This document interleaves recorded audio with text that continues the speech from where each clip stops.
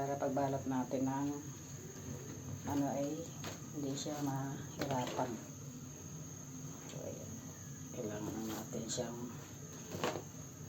napaso na para lumambot. Ayan. Ating malagkit, hugasan muna natin, tapos saka natin sasawi yung ating gata at saka sukal. So ayan, lalagay natin yung ating asukal. Kalating kila sa isang kila. Ayan.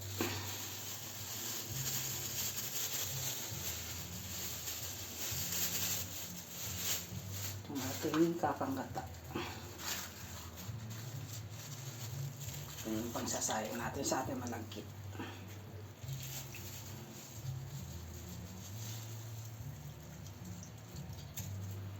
Tapos maglalagay tayo ng konting asin para pangontra sa ating tamis. Ayan. So, konti lang.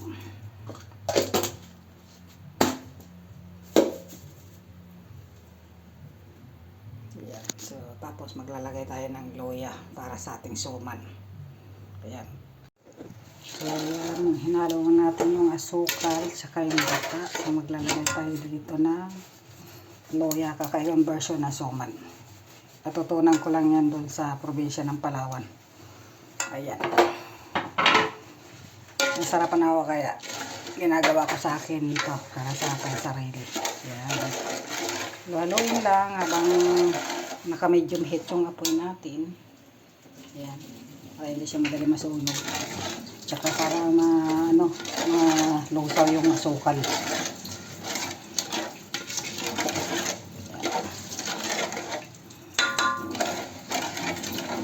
Mix.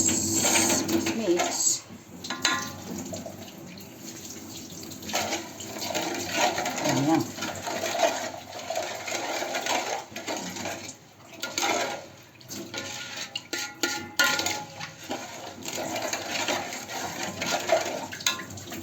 So, ayan, nilahalo lang natin habang ayan. Para malusaw lang ang asukal. Tapos, yung itangat natin yung rice para yung tubig pumasok sa ilalim. Yung gata at saka yung asukal. Para nagsasayang yun nandito.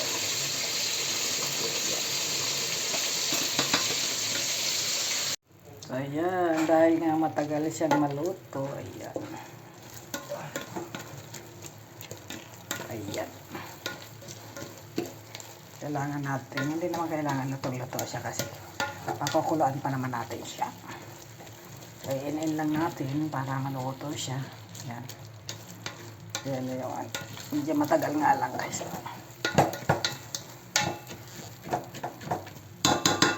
Ayan. So, ayan na po siya. Antayin na lang natin siya lumamig tapos babalutin natin. So, ayan.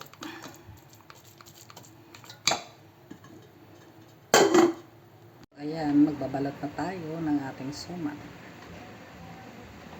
So, ayan, magbabalot na po tayo.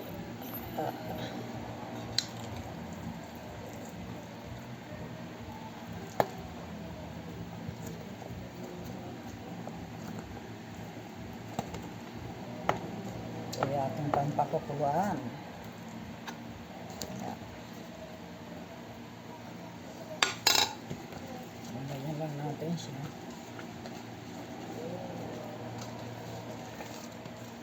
Ayan na po siya.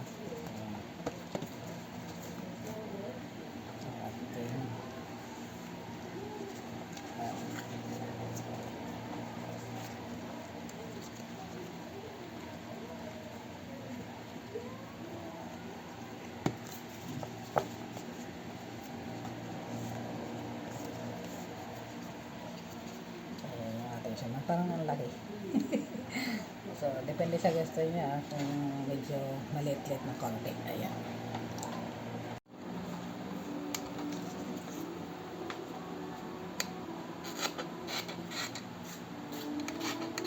So, mahaba yung dahon kaya pinakadoro.